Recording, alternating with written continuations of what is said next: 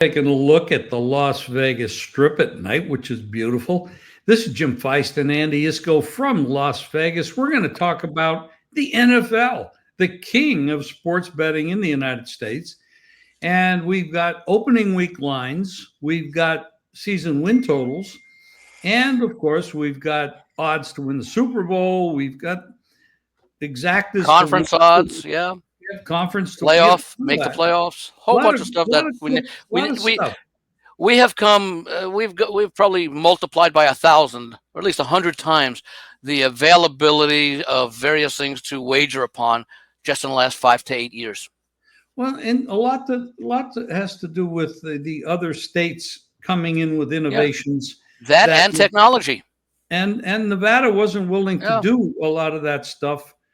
DraftKings, FanDuel, yeah. BetMGM, all these companies that are they're being innovative. They're creating new things, and Nevada is a little bit behind that in some ways, but in a lot of That may be generous by saying a little bit behind, although they are catching up and allowing more things. Like I said, Super Bowl exactas we didn't hear about. It wasn't that long ago that you couldn't bet.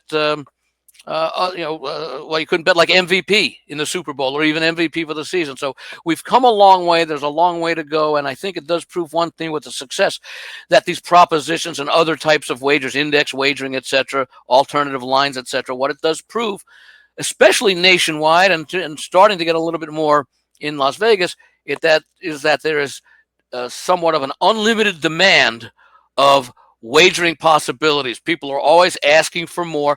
And in fact, I remember many times over at the Westgate when Jay Cornegay was there for about 22 years or so. He just retired, I think, at the end of last season, where he would often say, hey, if there's some proposition or something that you think of that's creative and we can do and we can get approval, we'll put it up there. So they've started to become even more innovative to try. We still have a long way to go here in Vegas to catch up with the rest of the nation, but we are catching up. thankfully. Well, Yes. let's start with the first game. Dallas, Philadelphia on September 4th. This game opened. Now you got to remember this when I say opened, not every book opens with the same line or the same total. Yeah. But we try to take a consensus of it because there's a lot of books, both legal, offshore, local, states, and we try to take a consensus of it. And I'm going to say Philadelphia opened a 7-point favorite. That's pretty right. Yeah, Now, I haven't even seen anywhere since it opened. And remember, some of these games have opened when we knew the matchups. We didn't know the sequencing until the schedule came out back in the middle of May, and it was leaked out a little bit before then. So here we are. We're on Happy Independence Day, everybody. Happy July 4th. So we're about, I would say, maybe about 7 or 8 weeks after the schedule is out and we started to put these numbers out. So with this Eagles game, for example, I haven't even seen any -7, -120s or -115. It's been steadily -110 each way or -109 at places that offer, smaller lines, etc. well, So I'm seeing this. I'm solid. seeing a lot of 106s, Yeah. and I'm also seeing FanDuel's has a 6.5 -120. Yeah. That I haven't seen, And so that but I would be, understand the move. yeah. If you want to bet Philadelphia, that would be the place to bet it. Yeah. Or but you're going to lay 120 on which is a little extra juice, and the total open 46.5, and I see some extra juice on the over -115, -112. Caesars has it -110, which is I'm showing Westgate at 47.5. Oh, really? Up a point. Yeah. Wow. Just picked that Okay. sheet up the other day. That's interesting. That's interesting to know. Yeah. The next game is actually on Friday, the 5th of September, and that's Kansas City, the Chargers. But it'll look on your sheet at the Chargers are home. They're not. This game is being played in Brazil. And the note that I will make on this is that is not a football stadium. So we have to get closer to game time to understand what the field conditions are. Yeah. I seem Um, to remember last year there were plenty of complaints from the Packers and the Eagles who played this game last year, and I believe it's the same stadium. And so I think I think they said afterwards they were going to make some adjustments because I think they're going to be here for a few years. I think they've got a contract for more than just last year and this year. and So hopefully wasn't it'll be that better. score very high, Andy? Wasn't that a very high Um, scoring game?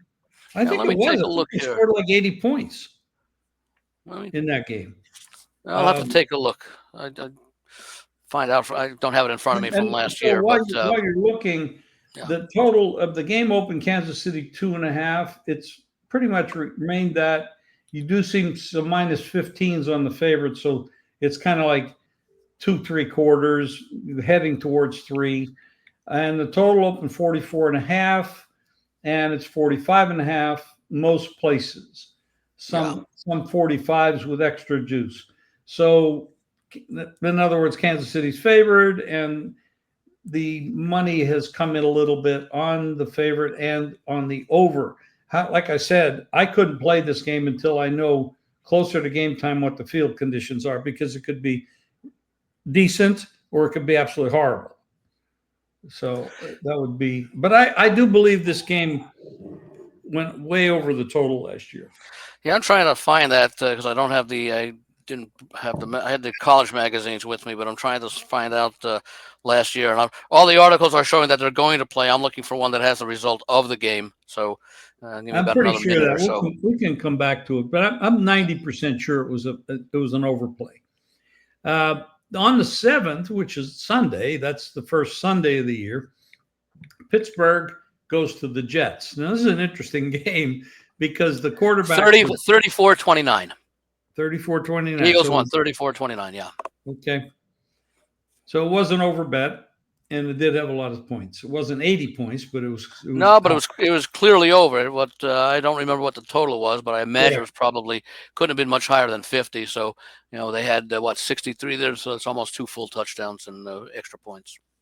Pittsburgh 3. And we're seeing some favoritism to the Jets here, Yeah. because we're seeing some lower juice at the 3. 39.5, and a little bit of the over juice on it. So 39.5 minus 12 minus 15 to the over. You're showing That's 30, interesting because 39, right? the quarterback issue Yeah. is something to talk about here. Yeah. Yeah, I was going to mention that. I think it's showing 39, and I want to see what happens. 39 is not quite a key number, but 38 is, and 37 are.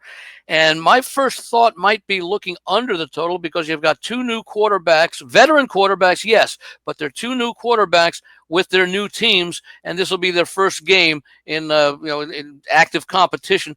The receiving, the timing between the quarterback and the receiver, running the right routes at the right time, etc., might be a little bit difficult early on. Plus, I think both teams tend to prefer running the ball in general. So we'll see how that works as far as how that goes. Of course, Aaron Glenn coming over from Detroit as defensive coordinator and having played for the Jets as a defensive back for a number of years.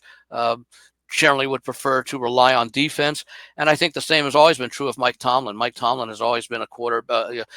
Even with Roethlisberger, they still depended on a very strong running game. So I would tend to think the philosophy in this game, especially with the 2 new quarterbacks, Rodgers and Fields, although Pittsburgh, of course, may have a little bit of advantage being familiar with Fields from last year, despite the fact they only played him for 6 games in which they went 4-2 and then said, Russell, we're turning it over to you.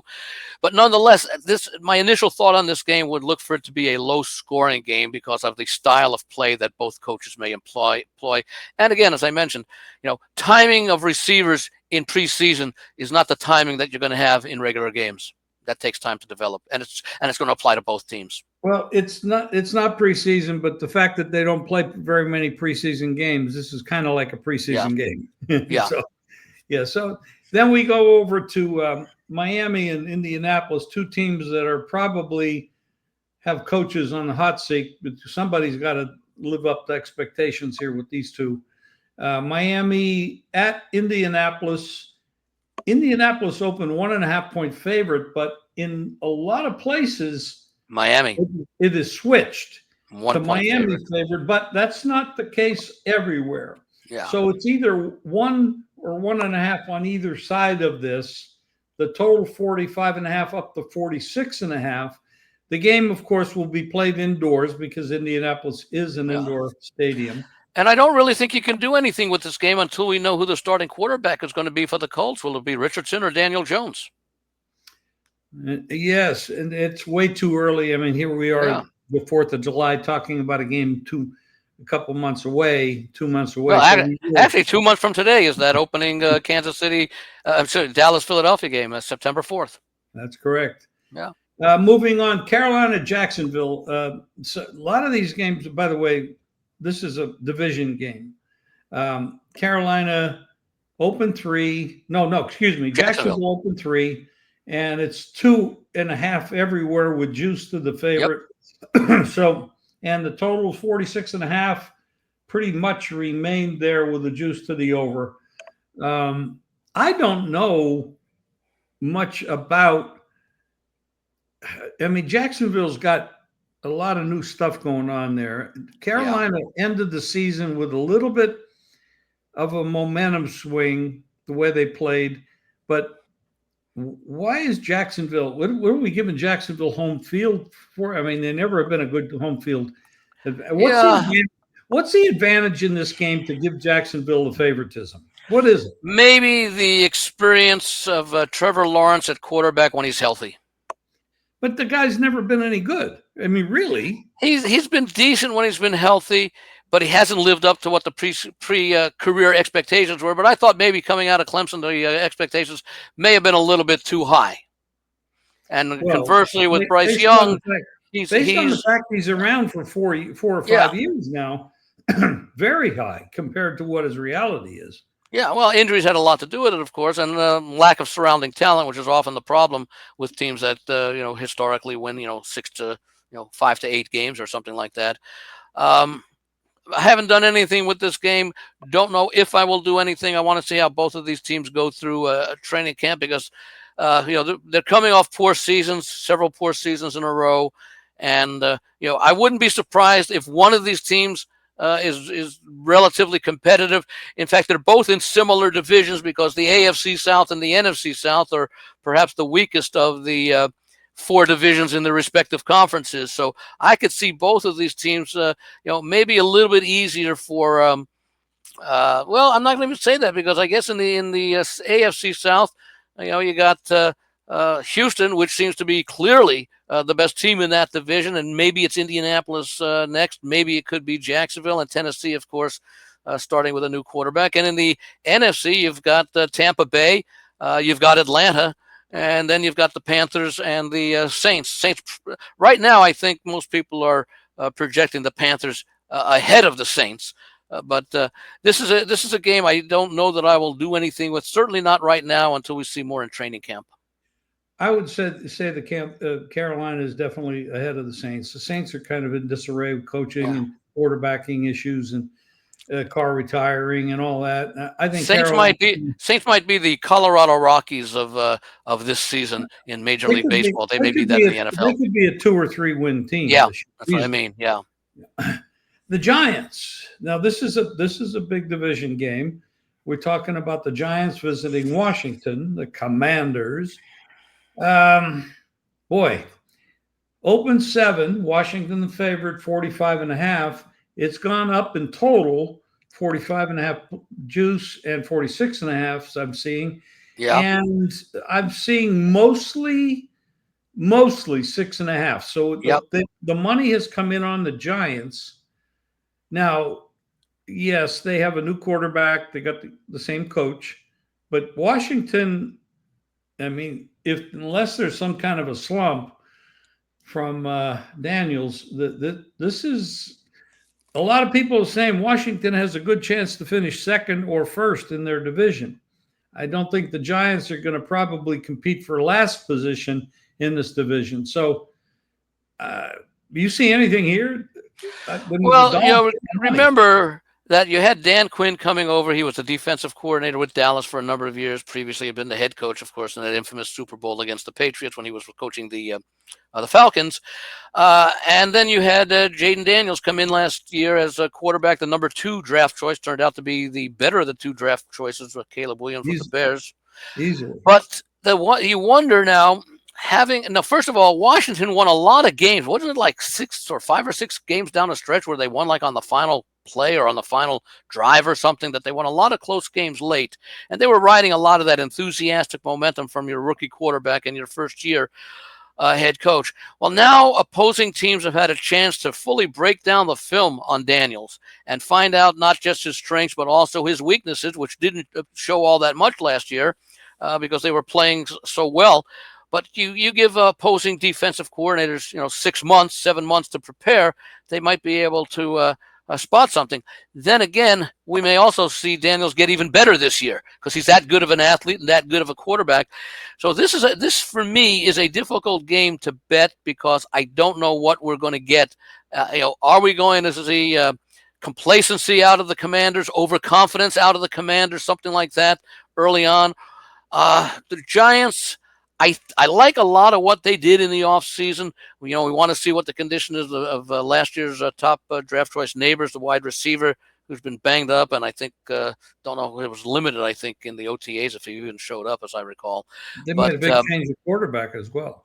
yeah, well, they're getting the Russell Wilson coming in, and well, that's an upgrade over Daniel Jones, who I did like. I liked when they drafted him out of Duke. He just never really developed. He had those turnover issues early on with the fumbles and all that. But apparently, he's been impressive in Indianapolis during the offseason and the OTAs. But I could see the Giants being a team. Remember Dable came in that year and took them to the playoffs when they and then whipped Minnesota in the first their playoff game and everything, and was coach of the year that year. And then, of course, things fell apart. And a lot of it had to do with the problems at quarterback with Jones, et cetera, and the injuries, et cetera. And, Tommy Cutlett's coming in there and making a name for a little bit. And I think he's still on the roster. Jameis Winston, I think, a capable backup there. And they are really, really very impressed with Jackson Dart, the rookie quarterback that they drafted. I could see the Giants being a team that starts out maybe slowly but shows progress throughout the course of the season, meaning that probably in the month of October, there may be some good value on taking the Giants, especially as an underdog. Well, apparently there's some wise guys that like the dog here because they did take the 7. Yeah. And, you could easily see some regression out of Washington. And, the other thing is when you take a perennial team, losing team, and you start making them a favorite, a lot of times these teams they do well as an underdog, but when you start putting a handicap on them, it's almost like a horse. You put extra weight on them. Yeah. The psychology of it, even more than the skill level, changes. And laying I'm not going to. I could not lay 7 points. Well, the thing is, Washington's going to be a very popular team because of the number they did in the playoffs last year at Detroit. Of course, they got blasted by Philadelphia, but we saw at Philadelphia. Well, Philadelphia did to Washington. They basically did to Kansas City in the Super Bowl. So, maybe we take out that, but I think they really gained an awful lot of respect from those who were still questioning them with what they did when they went into Detroit with the home field advantage with the Lions and all that, the number 1 seed coming off of last year's disappointment in the NFC Championship game. So I think Washington is going to be a very popular team throughout the preseason. I would not be surprised if we see, as we lead up to game time, if this line continues to flip-flop between 6.5 and 7.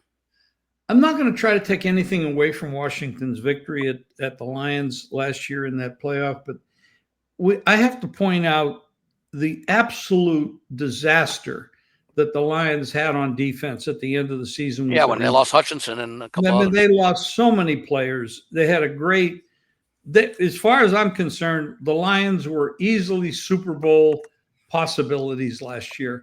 Yes. And at the last 4 weeks, they just lost player after player after player on the defensive side of the ball, and they were just not even close to what they had been. And Washington took advantage of it. They did a great job, and they moved on. I have to modify that. And I think because of that, the tendency here would be that they're going to be a little overrated off of that game. Oh, And absolutely. That's exactly what I meant. yeah, That they're going to be a very popular team to bet, at least early in the season, with people remembering. Yeah, you mentioned the injuries, but a lot of people aren't going to just really remember that. They're just going to say, "Look at what Washington did going in there." So they gained a lot of popularity as a result of that. What they did in Detroit in the playoffs on the road, and that carries over into this season. And in fact, since we don't, let me just see what the win totals are for both of these teams, since I have them right here.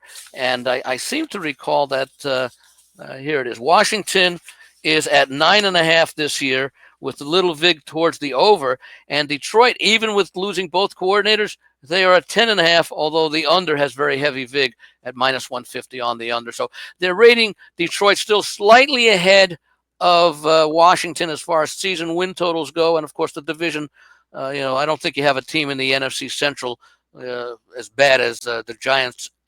The number 3 and 4 teams, I don't think, are as weak in the NFC Central as they are in the NFC East with Dallas and the well, Giants. So there you I can have a understand that. Detroit. You have a Detroit win total higher than the Giants or the Washington win total, where Detroit plays in a arguably tougher division. Yeah, and also So it's not as great. It's not as great a difference because the under on the Lions 10.5 is -150. The over on the Washington over 9.5 is -120. So the gap is a little bit less than just one full game.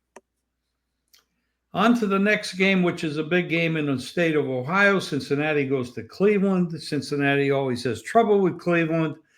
Even though Cleveland is not well regarded, questions all over the place, quarterback especially. Flacco is probably the guy that's going to probably get the helm right away until the others develop, if they develop.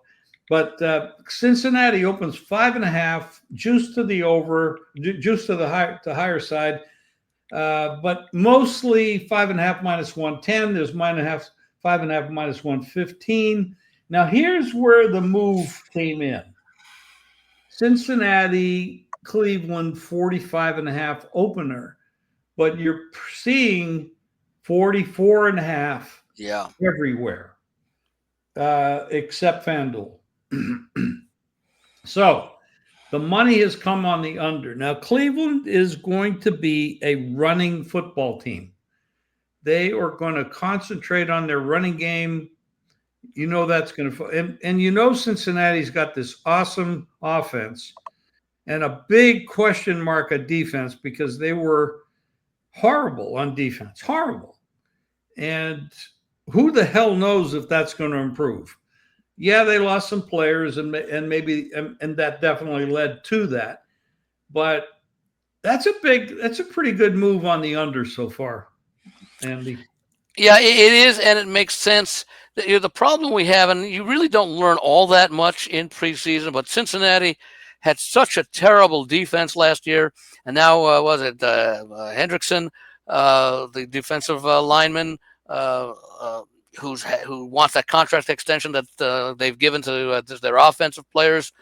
That probably isn't sitting too well in the locker room. We don't know if that'll get resolved by the time the season kicks off or not, or he'll be a no-show or resolve something late. Cleveland, we don't really quite yet know what's going to happen at quarterback. I think most people are expecting that Joe Flacco will start the season at quarterback just because of the experience that he has. And we'll let the other quarterbacks develop. And if Flacco struggles, I don't think Stefanski will be too reluctant in making a relatively quick change if the youngsters that they drafted and who they have on the as the backup will come in there. But yes, I think Cleveland will be a running team, but they might have success running the ball very well against Cincinnati. And I based on what we've seen out of these coaches when they've had their talent around them, Zach Taylor, he Bengals can't win in September. They have very slow starters. Horrible record to start. And now they're laying just under a touchdown on the road against their biggest rival. 2 hours away at Cincinnati. Yeah. The thing is, Joe Flacco, even though he's older, we know he's capable, um, but he is very good with the run pass option. And that is one thing Stefanski is going to focus on. They have the running game. Flacco is not going to be running, he's not Yeah. mobile. But they have the running game. That run pass option is very difficult to defend if you don't have quality players. And the question there is Cincinnati, they didn't have much last year on defense. Yeah. So you could easily have and run pass options confuse the defense even more because there's a little bit of a hesitation there. And if you're a bad defense already and you try to take chances, you could get burned, and Cleveland may plan for that. So that's just a negative as opposed to as if they were facing, say, a Pittsburgh type defense. Correct. And this was a big play for some players, sharp players on the under in that game. Vegas is going to visit New England. By the way, and my early thought is I'll be looking to see if I want the Bengals to get a lot of hype because I probably I would be looking to take the points with Cleveland right now in this game, given Cincinnati's poor history in September, and B, their defense's issues that they really haven't addressed. I'd take 6. I'd look for 6. Yeah. And you could easily get 6 with the 115s on the favorite. It would easily be available. Yeah. Vegas visits New England. Vegas doesn't have much. They got Pete Carroll. They brought him in. They brought in Geno Smith. Which, by the way, let's not overlook the fact that that's the tandem coming over from Seattle together. So they've been together for the last couple of years. Except for last year when Pete wasn't there. Yeah. So, but they had some success a couple of years ago. Geno had that one good year out of the 10 or 11 years he's been in the NFL. New England's got a new coach, and they got a second-year quarterback that they're very high on, and they're favored in this game, 2.5 up to 3. And the 3 at some places have extra juice. I'm showing at Westgate even money. Pardon? Even money, -3 even money on the Patriots. Okay. I'm showing. FanDuel showing 2.5, 20 -22. Yeah. Bet Rivers and you're seeing the 2.5, 3. You can probably get either number if you wanted to shop, and the total 43.5 down to 42 or 42.5 on this game. I don't expect a whole lot of offense from anybody in this game, honestly. Pete's a running coach. Vrabel, who's never been a dynamic offensive coach. So you're probably in the total at 40, 42, 43. That's a low total in today's day and age. And of course, it's in September, so you're probably not going to get terrible weather, in that time period. So that's an interesting game. I don't really have anything interesting to say about it, except that we got 2 coaches that haven't been there before. There's a lot of changes. And both coaches have experience, and they've had decent success where they were. Obviously, well, Carroll had outstanding success at Seattle. Vrabel had some success with Tennessee in his stay there. And they're, in fact, both obviously have New England connections, as Carroll was coached there like 25 years ago. And Vrabel, of course, played there under Belichick for a number of years. My concern with looking for an under here, we don't know about Drake May. He didn't get really to start until later in the season. But I'm wondering how many points we could expect here, possibly out of quarterback miscues, leading to defensive, putting them in good field position. It's probably because there are a lot of expectations out of New England. In fact, here's a team that was so bad last year, but they made all those changes, and the Patriots 8.5 -110 each way for a season run total. What were they, 4? I think, and 4-13 last year, if I remember. Was within the game of that either way, but I think it was 4-13, and it's one thing to have a lot of expectations because of the changes that they made. But you're basically asking them to double their win total from last year and be basically, over 8.5, basically says you're contending for a wild card spot. And that may be asking an awful lot for a, not a rookie head coach, but a first-year head coach. Now, by the way, I'm just going to send this because it'll come up throughout the season. look what Dan Quinn did, an experienced coach in his first year with a rookie quarterback. So to say it can't be done, it may not be the majority of things, but it's also not something that happens every 20 years or something. So there could be one of these teams making the run. Of course, the Patriots still in their rebuild, but I think the rebuild. I think most people acknowledge that Gerard Mayo was just an interim situation last year after Belichick, and that Vrabel may have been one of 2 or 3 people that that the owner wanted all along. The problem here, well, first of all, the advantage for New England is you do have the Jets and you do have Miami in the same Yeah. division. And we don't know what the hell we're going to get out of either one of them. I'm very high on the leadership they brought in with the Jets. Yes. But when you look at the Jets, I mean, if it's such a long history of futility, so you can't get too high until they start to prove that they can do something. Also, there's a great upside with Fields, who never really had much around him in Chicago, and never really got much of a chance after relative early success, and they turned it over to Russell Wilson last year. So I think there's a great upside, especially with his running ability, and we saw that I think it was his rookie year where he ran for all those yards with the Bears. So Yeah, despite poor coaching, they've boosted their offensive line, and they have a couple good running backs. And I happen to like their new coach, Aaron Glenn. So yeah, he did a hell of a job, but he is a defensive coach. So how that's going to translate into boosting this offense? But if Fields runs the ball 700-800 yards and they have a good running game and a good offensive line, they could be dangerous. However, we're talking about New England here. I think 8.5 is too many to bet. I do as well, and as far as this game goes, I would take a wait and see, because you've got the combination that is somewhat similar for both teams. You've got both a new head coach, but experienced head coach, and in the case with the Jets, a new quarterback with the new head coach. And at the same time, you've got what did Drake May play? Maybe a third of the season last year as a starter with a first-year head coach. So we don't know. I don't know that I could play this game either way, but it'll be a game that I will learn from. Well, yes, that it's an education there. Arizona goes to New Orleans, or New Orleans could easily be the worst team in football. It's possible. They have a lot of issues. I mean, so many. It'd take an hour just to talk about their issues. This game opened Arizona 4.5. I see 6s a lot of places. I see 5.5 some places. It opened 41.5. Somehow somebody liked it over and bet it to 42.5. But there's also 41.5 out there as well. Unless we see something in preseason. I don't know why you'd bet this game over. I don't know what the hell you're going to get out of New Orleans on offense. Well, turnovers. That could be the part of the handicap. I mean, unless we see something in preseason, either in the training camp or in those meaningless games for the Saints, I could see this line going to 7. Kyler Murray's an accomplished quarterback.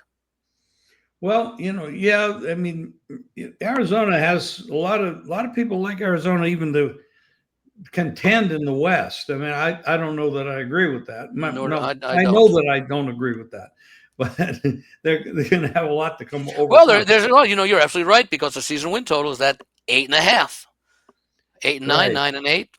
And what's the win total on the Saints? On the Saints,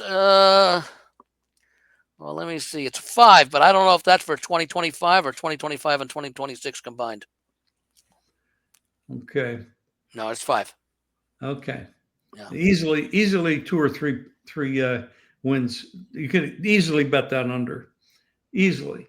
Well, just looking at the rest of the division, Carolina 6.5, Atlanta 8, which is not a very high number for a team that's expected to contend, and the division expected winner, Tampa Bay, 9.5. So you're talking about 9 and 8 possibly winning this division, or 10 and 7 winning this division. So, maybe the Saints at some point in the season, and we'd have to take a look at their schedule, maybe they can get some of those division wins. 5 seems to be the right number, but there's so much uncertainty about it. a lot of the players from the Sean Payton days, he's been gone now a few years.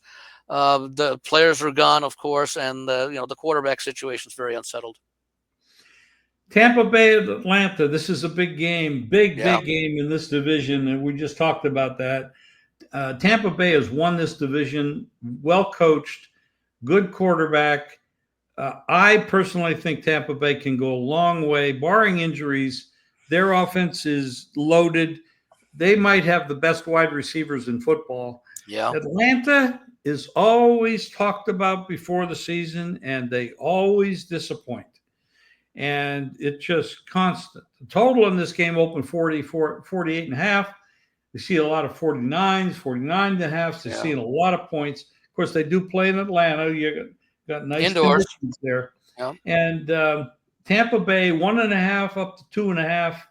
Pretty well across the board with juice to the favorite, which means there's some indication to go to 3. I would not want to lay a division road favorite here in week 1. Spot. Yeah. But I do like Tampa Bay Bucks in the division long term to win the division and really contend in the conference. I think these are the 2 best teams in this division, and if anybody's going to upset Tampa, it would be Atlanta. I think long term that won't happen, but in any one game like this, it might. Oh, we want to find out the quarterbacking how that's going to go this year at Atlanta. Now that let's see how he does. I guess Kirk Cousins right now, I mean, we don't know if he's going to be with Atlanta. As far as that goes, we didn't see anything in the period right after the draft and right after free agency started before that. So that can make a difference for Atlanta. I remember I think I had Atlanta. Was it I don't remember last year. I think they opened up against the Steelers, and I don't remember exactly what I had the winner in that game, but I don't remember which. It was a small. Right. So Atlanta at 3, I might give Atlanta a look. I would agree. You'd have to consider that. Tennessee at Denver. This is probably going to be the biggest bet game in. This will be the number 1 pick in Circus Survivor. Exactly what I was going to say. The only other one might be the Commanders over the Giants. Well, yeah. The only difference is that's a division game. A lot of people don't want to play those. This is a non-division game at altitude. Young quarterback for Tennessee, coaching issue. And Denver is, a lot of people think Denver is going to win this division in the West, which would be upsetting the Chiefs and the Chargers. Yeah. And we're not considering the Raiders as a potential. But, yeah, Denver is going to be the number 1 pick in the Survivor. I agree with that. I said that a long time ago. 41.5, the total. So when you have a 7-point favorite that's up to 7.5 now everywhere, except FanDuel, and I'm not sure if we're getting live updates from FanDuel because they seem to be sluggish on everything here. But you got a low total at 41.5 with a 7-point favorite. I think what they're saying is Denver is going to score most of the points, and that means they're not looking for many points out of Tennessee. And Denver has a hell of a defense, and that's where some of the points could come off of Tennessee turnovers. Correct. Rookie quarterback, altitude, first start on the road. Yep. Next game. This is another division game. A lot of division games first week. San Francisco at Seattle. Now, Seattle, new coach, new quarterback. San Francisco is kind of retooling because they had such an off year last year with the injuries. It's not that they had to replace a lot of people. They just had to bring a lot of people back from the injured list. Yeah. But they're 1.5-point favorite on the road. That's pretty steady. Open 45.5. It's still 45.5.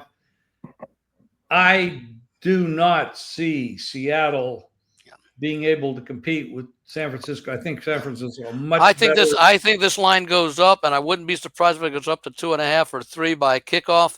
So I think if you like San Francisco as I do, this might be my second play that I will have made before the middle of July. San Francisco would be a money line play for me. Yeah. I don't lay 1.5, 2, 3. I go money lines on those short favorites. The only reason why I might not mind laying the 1.5 is I think based upon what we saw last year out of San Francisco, this team is going to be a very motivated team to get off to a good start to just erase the horrors of last year, which remember San Francisco was one of the favorites coming into the season last year, and you had the issue with McCaffrey and the injury that lingered, and then came in, and then had issues with that further on. I think the 49ers are going to come out. I think this is going to be a take no prisoners game for the 49ers. They have a lot to bounce back from. It was such a disappointing year last year. This is another big game coming up. I mean, this is a huge game coming up. Detroit at Green Bay. I mean, this is, man, I'll tell you, this is huge. You got two coordinators gone from Detroit. The defensive and offensive coordinators have moved on to be head coaches at other teams. So, inability issue. Instability issues. I'm looking here. I'm getting a notice here. Features, temporary workaround. We suggest turning off the features. All right. Oh, it's a computer issue. I thought it was features with the Lions. No, this is a computer thing. So God only knows. And boy, when it comes to that, I'm done. So here we got here. When it comes to that stuff, Detroit opened 1.5 point favorite. It's now the other side favorite. Green Bay is favored. I can understand. Pardon? I can understand. I thought the Packers should have been favored to begin with. Like you mentioned, because you've got division game, two new coordinators. Now, I know we're going to talk about, Philadelphia had those two new coordinators 2 years ago, but they started the season 10-1, so the new coordinators weren't the problem with the collapse, at least as far as the Eagles' decline at the end of the year. But the Packers are a team that competes for the playoffs, and anything laying anything under 3 in this game, I would think, because how is Campbell now? He's probably still going to call a lot of the offensive plays, but the new defensive coordinator, that takes time to. And you will probably bring this point up. I'm going to mention it first. You can elaborate if you want. They'll have their defensive players back from last year who missed that playoff run because of the injuries. I personally think the roster is better in Detroit. You have the question mark. You lose Johnson, offensive genius. He's not there anymore. You lose Aaron Glenn going to the Jets. Yeah. So, I mean, you're losing some real top quality coordinators. And now we got to question whether these backups, that the new guys coming in can live up to expectations. And play calling is a big issue. Very difficult game to handicap at this point. I personally think Detroit's the better team. I've always had and still have questions about Love at quarterback for Green Bay. I just don't know. I don't know how to put my hand on him and see what is he. Is he dependable?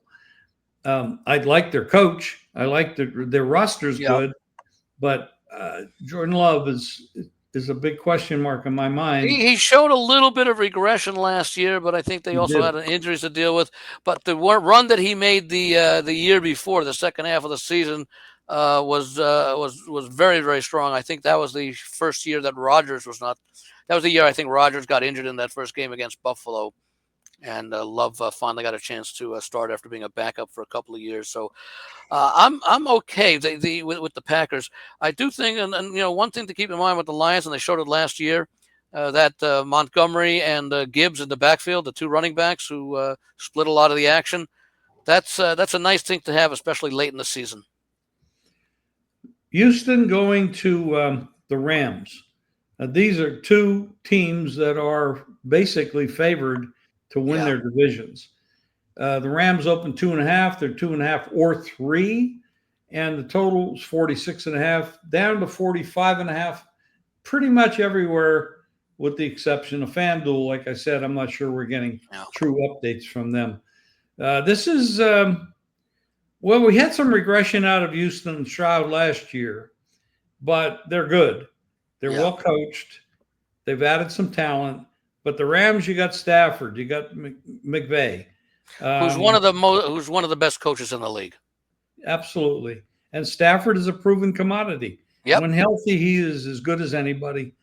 Um, that's a tough game. I'm gonna reserve judgment on this till we get down close to game time and see what happens and we'll move on. We're getting a little long in the tooth here in time. So Baltimore, this is a big game here. Baltimore, Buffalo, in Buffalo. Buffalo 1.5, 51.5. That was the opener. It's up to 52 in some spots, 51.5 with a lot of juice on the over. And the 1.5 is very consistent. Buffalo, the home favorite. If I was playing the favorite, I'd bet the money line. If I was playing the dog, it's one of those things I might tease it with another dog like it, because would be a perfect. Maybe you tease the dog with the Texans. If you like the Texans, but I might also do it with the Lions. Or you really want to take a shot on a team that's played under a lot, that they're betting it under, Cleveland, because you're taking 5.5 or 6 and adding 6. You're talking about some real positive. You're talking about a game that they can clearly. That I think Cleveland can win that game outright, because it's against Cincinnati. Cincinnati doesn't like to win in September. Well, that's it. And they've haven't they struggled against Burrow? Has Burrow's ever beaten the Bengals? I don't know. I don't think so. Then Minnesota, Chicago this is the Monday night game. Yeah. It's interesting. We only have one Monday night game. Usually the first week there's usually 2. Yeah. Minnesota, Chicago. This is a big game. We got J.J. McCarthy, who's totally unproven at this level. Well, he's effectively a rookie. He's effectively a rookie who sat out last year because of the injury in training camp. Totally. Yeah. Good coach on both sides. You got Johnson stepping up from an offensive coordinator to be a coach. But Caleb Williams, 20 touchdowns last year, only I think it was like six interceptions, but I think it was 68 sacks or something. I don't understand why I'm getting these warnings. Workarounds, turning off features. Okay, how do you turn off features? I don't know. That may be from the browser or something. I'm not sure. I don't think I've ever seen that warning. Let me turn off the features. I don't want to lose the content here. Yeah. So, features, turn off. Excuse me, folks. I'm trying to figure this out. The background is the football field. Turn it off. How do you turn it off? I'm going to try to figure this out, guys. I'm not real good at this. In the meantime, I will mention that I have played. Maybe the best thing to do is we cut this short so I don't lose it and we don't lose what we did. But I think this is a good show. We've gone in 48. I just wanted to mention that I have played the Bears at Pick'em in this Monday night game, and I mentioned part of the reason. You've got a rookie head coach at home with the Bears, with Johnson, but he knows the Vikings from facing him and game planning for him for the last few years with the Lions. But McCarthy, basically a rookie. It's always difficult, and I don't know what the numbers are. Mark may have this somewhere. Mark Lawrence, and maybe we'll talk about it on our podcast we do with him on Wednesday. It's difficult, I believe, for rookie quarterbacks and rookie head coaches to win on the road in their first game. I favor the Bears as well. I think they've increased their offensive line. Caleb is having better. He's going to have better coaching this year. He's a second-year guy versus a first-year guy. I totally agree. But I'm going to cut this short, Andy, only because I'm afraid we might lose the whole damn thing because there's some warnings on here. But I think this is great. We're going to come back in a month and do this again. Unless maybe next week, if you want, we can do the things we didn't get a chance to do today. Those season wins, the playoffs, and the conference division odds. Yeah. Yeah, there's a lot of stuff we didn't cover, so we could do that next Friday morning. Sounds Thanks, good. Andy. Okay, Thanks, I'm only guys. Thanks, rushing off everybody. because I'm having a computer. I don't want to lose the whole show. Don't forget to stop the recording first. Right now.